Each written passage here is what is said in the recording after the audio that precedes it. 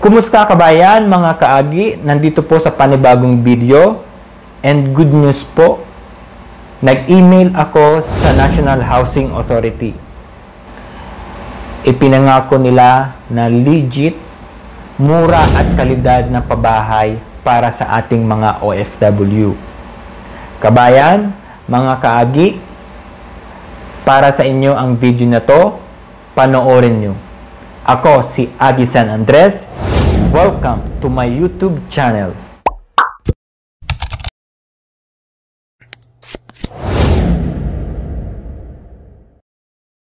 Kumusta kabayan, mga kaagi? Nandito po tayo sa panibagong video ko kung saan i-discuss ko, tatalakayin ko sa inyo ang latest update tungkol dito sa pabahay ng National Housing Authority, DOLE at OWA para sa ating mga OFW.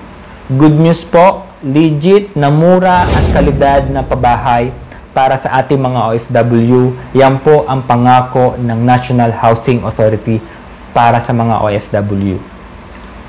Sa mga ngayon pa lang po napanood ang video na to, iniimbitahan ko kayo na panoorin nyo ang mga nauna kong video. Sa una kong video, diniscuss ko po doon yung Memorandum of Agreement ng National Housing Authority, DOLE at OWA, kung saan nagkaroon sila ng kasunduan na magkakaroon sila ng pabahay para sa OFW. Sunod na video ko, yung po yung mga basic requirements na existing ng National Housing Authority bago maka-apply sa pabahay ng National Housing Authority. Yan po, para po mas maintindihan natin yung flow ng video natin. Ngayon po, ang i-discuss ko naman, yung sagot ng National Housing Authority sa akin, sa aking email. Kaya po, good news, tatalakayin po natin ngayon yan. Bago ko sabihin ang email sa akin ng National Housing Authority, ipakita ko po muna sa inyo ang latest post ng National Housing Authority sa mga social media account nila sa latest update tungkol sa pabahay sa atin para sa mga OFW.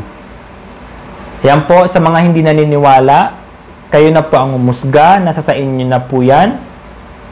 Ito po ang latest post ng National Housing Authority. Ayon sa post ng National Housing Authority, ang NHA at ang DOLE ay lumagda ng isang Memorandum of Understanding, MOU, upang matulungan ang ating mga OFWs para makapag-apply sa pabahay sa mga proyekto ng NHA. Sa kasalukuyan ay isinasaayos pa ang mga patuntunan para sa naturang kasunduan. Atin pong abangan ang iba pang anunsyo at kaganapan patungkol sa nasabing programa, Building a Culture of Quality. Kasunod ng post ng National Housing Authority, sa baba ay kasama ang picture ng Secretary ng Department of Labor and Employment na si Secretary Silvestre Bello III at ang General Manager ng National Housing Authority na si Marcelino Escalada. Sabi sa post, bilang tugon sa hadikain ng administrasyong ng Pangulong Rodrigo Duterte na magbibigay ng sariling pabahay sa mga Pilipinong walang tirahan, lumagda ng isang Memorandum of Understanding, MOU, ang National Housing Authority, NHA, at ang kagawaran sa paggawa at empleyado, Department of Labor and Employment, upang matulungan ang ating overseas Filipino workers, OFW, para makapag-apply ng pabahay sa mga proyekto ng NHA. Sa kasalukuyan ay sinasaayos pa ang mga patuntunan para sa naturang kasunduan. Nagbigay naman ng kasiguraduhan ang NHA para sa desente, matibay at abot kayang mga pabahay. Atin pong abangan ang iba pang anunsyo at kaganapan patungkol sa nasabing programa. Ang sabi po dyan, isinasaayos pa ang patuntunan. Ang patuntunan po ay ang guidelines. Kapag wala pong guidelines, magulo ang isang programa. Kapag magulo ang guidelines, magkakaroon sila ng problema. Kaya po, nagiging specific sila sa magiging guidelines, sa magiging criteria nila, kasi po alam naman natin tayong mga OFW, milyon-milyon po tayo. Ngayon pa lang, inuulan na sila ng mga inquiries. Kaya nagiging specific sila sa guidelines at magiging criteria nila para sa pabahay sa ating mga OFW. Good news po yan para sa atin, sapagkat ito po ay isang sa mga pinapangarap natin bilang isang OFW, para magkabahay, hindi lang para sa ating sarili, para na rin sa ating pamilya. Good news rin po kasi pinangako nila na magiging disente, abot kaya at kalidad na pabahay para sa ating mga OFW. Yan po, good news po yan para sa ating mga OFW, kaya mag-abang-abang lang po tayo sa mga update sa susunod na araw. Andito rin po ako para i-update kayo sa abot ng aking makakaya. Ipinapangako ko po yan sa inyo mga kabayan. Ipakita ko naman sa inyo mga kaagi, mga kabayan, ang aking email at ang sagot ng National Housing Authority. Ito po ang aking email. Good day. Ako po ay isang OFW sa Riyadh, Saudi Arabia. Ako ay interesado sa housing project ng National Housing Authority, DOLE at OWA para sa mga OFW. Itinampok ko po ito sa aking programa at maraming nagagalak na interesado para sa murang pabahay para sa mga OFW. Maaari po bang malaman kung ano ang status or final guidelines, criteria at requirements at kung kailan ito umpisahan para po makarating din sa ibang mga OFW ang magandang balita na ito. Maraming salamat po na eligible na ang mga OFW para sa low-cost housing program ng National Housing Authority.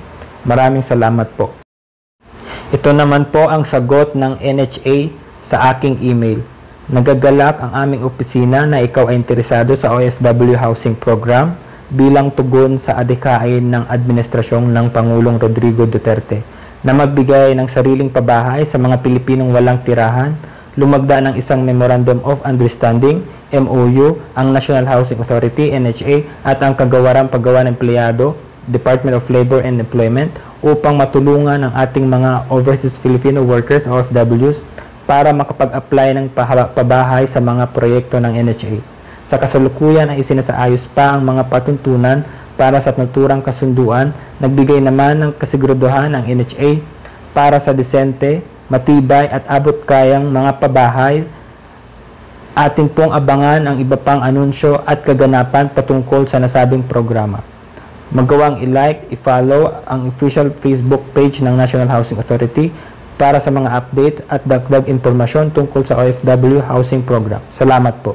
Yan po kabayan, mga kaagi, ang sagot sa aking email ng National Housing Authority. Which is good news po. It is a positive sign na nagre-respond sila sa mga inquiries ng ating mga OFWs. Ako rin po ay isang OFW dito sa Riyadh, Saudi Arabia, na interesado din sa pabahay ng National Housing Authority, DOLE at OWA. Wala naman masama kung susubukan natin. Wala naman mawawala. Kaya andito po ako, small or big updates, ina-update ko po kayo kung anong progress na dito. At pinapangako na rin naman ng National Housing Authority yung magiging guidelines, criteria, at requirements na inaayos na nila para po masubukan na at maumpisahan na ang programa na ito.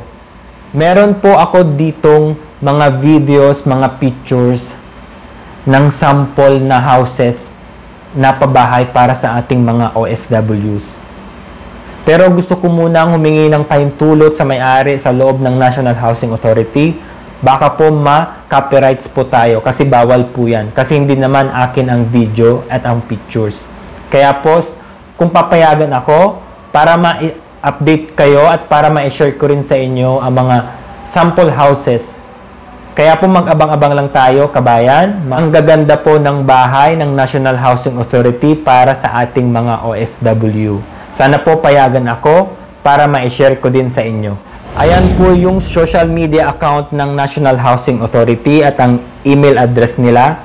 Pwede natin silang tanungin anytime para sa ating mga inquiries at agad naman silang sasagot sa mga ating katanungan. Yan po, binibigay ko sa inyo para at least po makatulong din ako sa inyo. Ayan po kabayan, mga kaagi, ang latest update tungkol sa pabahay sa atin ng National Housing Authority, DOLE at OWA para sa mga OFW. Yan po ang latest updates.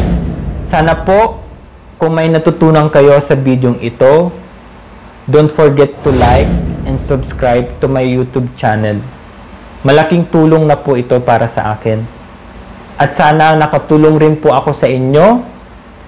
And keep in touch para sa mga susunod na update.